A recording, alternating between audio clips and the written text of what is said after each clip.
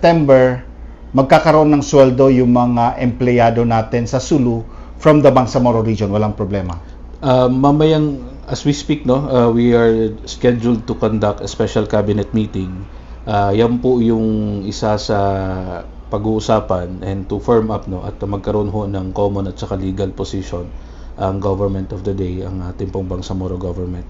If it's really up to us, meaning kung ang decision was really within the regional government alone, ang atin ho dito is we continue up until ay magkaroon na ng malinaw na plano, malinaw na itsura yung pag-execute nung pag-alis ng provincial government of Sulu sa Bangsamoro Autonomous Region ng Muslim Mindanao. But of course, we understand na ito po ay kailangan din ho ng guidance from the national government at yan po yung babalangkasin natin started na ho last week, but hopefully this will be become more clear pagdating ho ng mga in the coming days. But again, ang directive ho ng Chief Minister natin is we do it in such a way na hindi ho abrupt, na basta-basta na lang mapuputol yung government services at basta-basta na lamang ho magkakaroon ng malawakang tanggalan.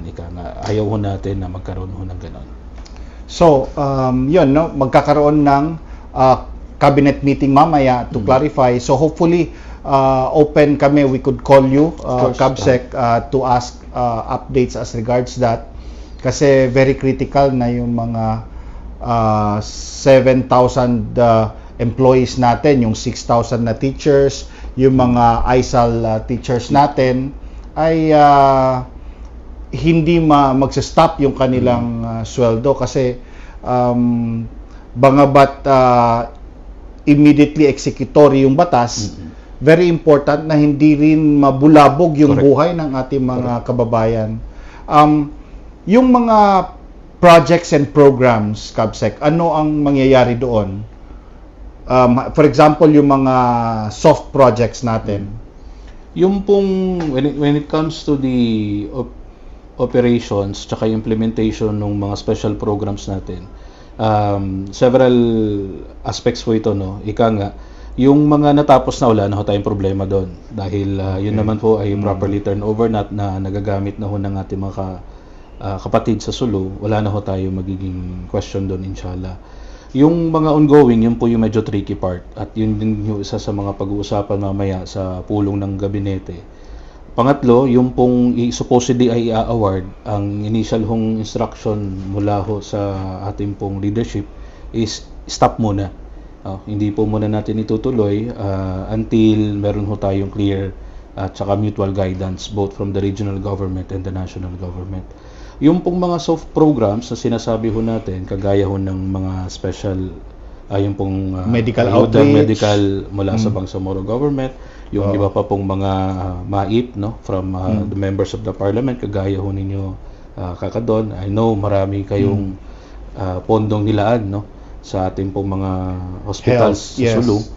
Ang atin ho dito is we continue it dahil meron naman ho sa Bangsamoro Organic Law that the BARM can provide assistance to communities outside the Bangsamoro Autonomous Region in Muslim Mindanao. So yun yung pangahawakan natin na legal basis to continue yung mga ilan sa mga soft programs natin for this year. Especially na funded naman na yan at yun nga yung intended na beneficiaries natin. So yung mga medical assistance program at iba pang mga soft programs, quote and quote, we are optimistic that we can continue this up until the end of the fiscal year.